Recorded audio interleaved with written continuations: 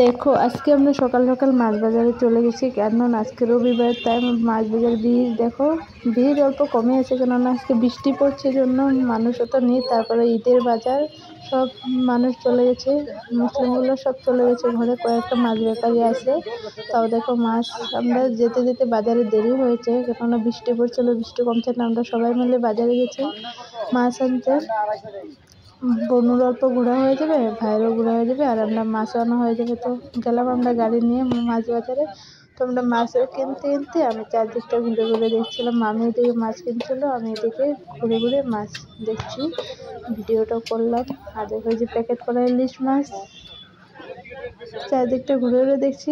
মাছ প্রায় শেষ হয়ে গেছে, কেননা আজকে সানডে বাজার, সানডে বাজারে মাছ তাড়াতাড়ি শেষ হয়ে যায়। আমরা যে ব্যাপারে এটা থেকে আনি, ওর মাছ শেষ হয়ে গেছে। আমাদের জন্য খালি একটা রৌ রেখেছিল, ফোন করে মামি আগেই বলেছিল মাছ রাখার জন্য, তো এটা আমাদের জন্য রুই মাছ রেখে দিয়েছিল।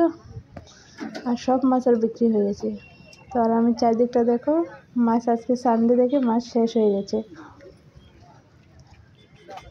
আর ঈদের বাজার কালকে তো ব্যাপারীও আসবে না, কালকে ঈদ, তাই আজকে আমরা বেশি করে মাছ নিয়ে এসেছি।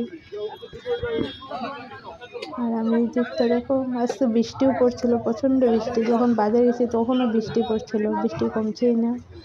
আর আমি চারদিকটা ঘুরে ঘুরে ভালো করে দেখছি যে আজকে তো বেশি একটা মাছ হবে না, কেননা বৃষ্টি